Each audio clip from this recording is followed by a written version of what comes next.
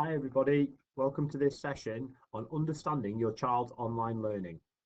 My name is Mr. Joglica. I'm the head of e-learning at St Edmunds and I'm also the head of the languages department. We know parents are doing a fantastic job supporting their children to maintain their education while the school is closed. So we put together this session today to talk through a few things that can help them to support their learning when you're together in front of a computer. I'm going to talk now about some of the things that we are going to cover today. I'm going to look at the expectations of online learning, so you know what the teachers are asking of the children. We're going to look at Google Classroom, which is our main piece of software that we use for lessons and issuing and receiving work. We're also going to look at how we access the online live lessons. And then we're going to look at how students can find the work, complete it, and then hand it in. I'll also point you towards some useful resources that can support you along this way. If there's any questions that you have that we don't cover in today's session, on the St Edmunds site, underneath this webinar on the parents page, there is a form which you can complete, and we can try and respond to as many questions as possible. If many people ask the same question, then we will produce further sessions talking you through it. Okay, so I'm going to start with the expectations of online learning. The lessons on our school day more or less follow the lessons that we'd have if we were in the school. So a tutor time begins at 8:40. The first period begins at 9 o'clock. The second one starts at 11 o'clock, and the last period starts at 1:30. It's important that the pupils try and attend as punctually as they possibly can, so they don't miss anything. Often, the main part of explanation is at the beginning of the lesson, talking them through what work they're doing with that day. So it's really important that pupils are on time if they can be. Tutor time is an important part of our responsibility to look after pupils' well-being and to check in with them and see how they're getting on and to deal with any concerns that they might have. Now, different tutors have got different arrangements with their pupils, but most pupils will be attending tutor at least once a week. So it's really important that they attend at the times that they've organised with their tutors so that tutors can speak to them and check in with them. A register is taken after 15 minutes of each lesson in period 1, period 2 and period 3. And the pastoral staff will contact home to check if there's any reasons why pupils aren't connecting with our live lessons. So if your pupil is unable to take part in live lessons on a particular day, for example, due to illness, please ring the school absence line as you would do normally on a school day. So the first part we're going to look at is how to navigate around the Google Classroom. Students need to log in first before they can access any of their lesson resources. They need to go to the school's website, www.stedmundscloud.co.uk. There's a green login button at the top right, and then they can put their username, which is the part of their email address, before the @ sign. I'm going to use a student account here, which isn't a real one, just for the purposes of demonstrating how to use the system. They click on sign in, and once they've signed in, the school website will now feature some icons along the top. The one we're going to be looking at here is this green one, which is Google Classroom. If I click on Google Classroom, it takes us to a new tab which has all their classes. Now, in this case, I'm only using an example, but your child will have all their classes that would appear on their timetable. This is done automatically, so the child does not have to do anything to set up the classrooms or to join the classrooms that they need. They will all be there available based on what's on the school's timetable system. So I've created an example classroom, and now I'm just going to show you a few features that the students can use to navigate around the site. So at the top, I'll point out the menu bar at the top left. It looks like 3 lines together, and there are a few different options here. This classes is the main page that we've just been looking at. There's a calendar which shows what work is due and when. Okay, so if I click on the calendar, you can see that I've set an assignment for today, and this is the date that it's due in. You can filter this by any of the classes. So there's only one class here for me, but your child will have all their classes. So you can filter the work for a particular subject. So you can see what work is due for each subject. If I go back to the menu, the next one, which is quite useful, is the to-do list. If I click on the to-do list, this has a list of all the assignments that are due in. So they're organized by week, and again, they can be filtered by the subject. So you can pick the class of, for example, an English class or a maths class, and see what work has been assigned to them. Assigned means that the work has been given out, but it hasn't been handed in yet. And it gives you the deadlines for each piece of work. If the deadline has passed and the work hasn't been completed, then it will appear in this one. So if you're looking to catch up on previous work, then you need to go to the missing tab. And this will tell you what work has been issued by teachers but hasn't been handed in by the deadline. And again, it can be filtered by the different subjects and different classes. The last tab is self-explanatory. It's all the work that has been completed and handed into teachers. So this is probably a page that you don't need to go into too often, but you can just double check to see if you've done the work or not. Back to the menu, you can then also select each particular classroom. So if we go to example classroom, which is the one we've got, this is the main page for each subject. So this at the top will be the code for example, an English class. So this might be the English classroom, it might be the maths classroom, or any of the subjects that the student is studying. And it works a little bit like a common social media site where you have a stream. So you can see what information that the teachers have posted. Okay. The main way that work is issued is through something called an assignment. So for example, I've posted a new assignment which we're going to be using in a second to look at how we use different pieces of work. The next tab to look at is the Classwork tab. So on the Classwork tab, you can see that there is an example assignment, and also teachers can give little categories. So for example, I've said this is part of one module. So teachers can organize the work, for example, by the different topics that students are learning, or sometimes by which work is for which week. And that way, students can see the work organized by topic or by time. And there's a button there where you can view your work. So you can see what work you've done for each bit of that class. Okay, so you can check what work has been done for that particular class.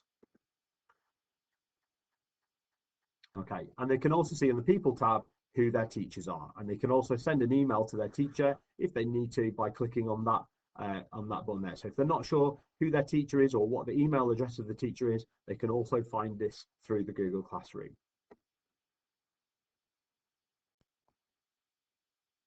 The other way that students can access the different subjects is by going back to the classes screen, which takes us here.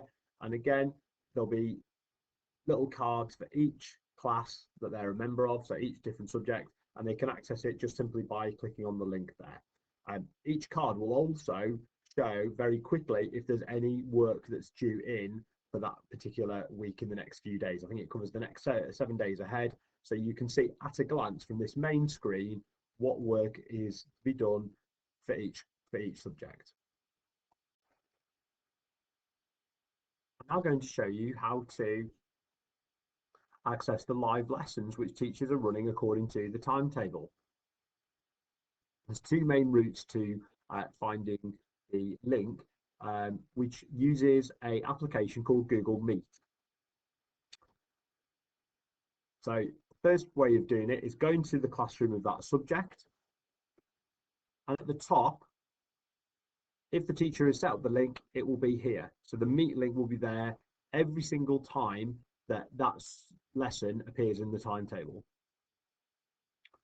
By clicking on that link, that will open up a page. Now, if you receive a message like this, as it says, if you're joining a meeting from Google Classroom, wait for your teacher to join and then refresh this page.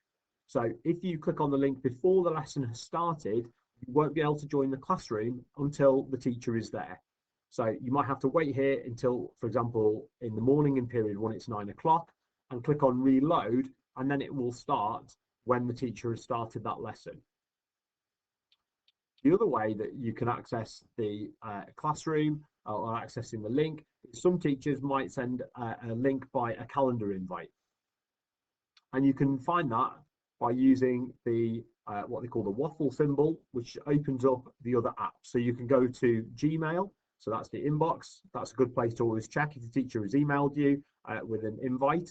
Or the other place you can go to is the calendar. And again, if the teacher has set up a calendar invite, it will appear on the calendar for the time of the lesson. So there is more than one way of accessing the lessons. The main route, though, is by using the links at the top of each classroom. Next, I'm going to show you how to access what happens when we access the live lesson and how we should be conducting ourselves so we can get the most out of online learning. I'm now going to show you what happens when we join the Google Meet and join up with the live lesson. So we're going to click on the link at the top of the classroom. Again, there'll be a link at the top of every classroom. So depending on the subject, if you find the correct classroom, the link will be there where it says Meet Link. And it uses a piece of software called Google Meet, which is the application that we use to run our online lessons. When we click on that, this time we can go into the lesson because the teacher is now there. And it tells us that the teacher is there. The first thing we have to do, though, is make sure that the permissions for the microphone and the camera, if you have them, are turned on. Okay, so it's important that you click on Allow. Okay, and then that way you can see the camera and you can see a preview before you join the lesson. It also tells you who's on the call. So it tells you here that my teacher is on the call. Our expectation is that most students, if they have a camera, do use the camera. This is really important for the teachers because it really allows the teachers to get really good feedback and see how students are responding to the work that they're handing out. I appreciate some students might be nervous about presenting themselves on the screen, but it's a really, really useful way to communicate with each other. For example, many teachers ask for a thumbs up or a thumbs down, so they can see straight away that students have understood what they've said and have heard them correctly. If you don't have a camera on your computer, that's not to worry. Many computers are still equipped with a microphone, so if you have a microphone, then that can be enabled as well. And it's really important that, again, that they use the microphone in the right way so that they can communicate with the teacher. When they're ready to join the classroom, then they can click on Join Now. They can also use this feature to change the background. So, for example, they can have a sky or there's many different ones. For example, I'm going to pick one with roses. And this just allows them to have something interesting in the background. It's just something to allow the students to personalize their presence in the meeting. And if it makes them feel more comfortable, then we fully encourage it. When they're ready to join, click on Join Now. And this will take them into the meeting. So here we can see the teacher has arrived and they're there. The teacher will present on the screen any information that they need to show the students. One way that students can communicate when they're ready to communicate is by clicking on the raise hand button. This will tell the teacher that they want to ask a question or that they want to respond and give an answer. The other place where the students can communicate to the teacher is by clicking on the chat button. So if they click on the chat button, they can ask a question here. And then by clicking on send, then that'll be seen by the whole class as well as the teacher. So any comments written there will be seen by the whole class. As I said, they can see on the right-hand side their own image on the top right, and they will see the images of the other students as well who have got their cameras on. As I said, it's really important that if they do have a camera, that they do use it. It's a really, really effective way for the teacher to be able to see some responses from the class. Otherwise, it's very difficult for teachers to know how students are faring and if they need any further help. They can unmute the microphone. It's usually practice to have the microphone muted, and it'll be highlighted red if the microphone's turned off. And if the teacher is asking the student to respond, then they can turn it on, and then they will be able to speak. But for the most time, it's important that they have it off so that there's less feedback and there's no disruption to the teacher speaking. When the class is finished, It's very easy to leave. Just simply need to click on the leave call, which looks like a phone being put down, and then they have left the call. If they get kicked out of the call, for example, if the internet is unstable or there are some Wi-Fi issues, it's very, very easy for them to return back to the call by going to the link again and rejoining. It doesn't matter, they can rejoin as many times as they need to. So students shouldn't panic if they've had some technical issues and it meant that their situation had kicked them out of the lesson. It's not an important thing. Okay, so we could close on the call there, and it'll say you've left the meeting. Again, there's a button to click rejoin if, for example, they clicked it by accident, and they can rejoin the class. This takes us back to the main screen, to the example classroom, and next we're going to be looking at how to do the assignments and how to hand in the work. The last part we're going to look at is how to open the assignments that teachers are given. Often a pupil might need to do this when the lesson starts, so that they have the resources on their screen at the same time as the teacher is explaining to them what to do. Again, you can access it often from the card on the main page of the classroom. So for example, here I could click on the assignment here, or you can go into the classroom, and here we can see I've posted a new assignment, or they can also access it from the Classwork page. So there are 3 locations where they can find the assignment that they need to open. If I click on it here, this is the screen that is brought up. The work's divided into 2 parts. Any work here on the left-hand side is reference material. So the teachers might include a document or some slides, or for example, a video link to some information that the pupils will need to refer to if they are to complete the lesson. On the right-hand side, where it says your work, then this is a space for any templates that the teachers have handed out for the students to actually complete their own work and hand it in. And what it will do is create a version of the file with the pupil's name at the start. If they open this, then this will be the place where they write their answers to the work, and they are going to submit it. Now, if we go back to this screen, there'll also maybe be some instructions there. They can write a class comment, so that means anything that they post is visible to the whole class. Or they can also type in a private comment, so they can type a message directly to the teacher about this particular piece of work. In some cases, for example, if students aren't able to complete the work on a computer and they've completed it, say, for example, on a piece of paper, they can add or create extra documents. So, for example, they could take a photo of their work and upload it to the classroom. This can also be done on the mobile app, Google Classroom. The student can complete the work on the document. For example, it might be a document, it might be some slides. And once they've completed it, they've got a couple of options for how to hand it in. They can either click on this button, which says turn in, or on the main screen, they can click on this button, which says hand in. Both achieve the same thing.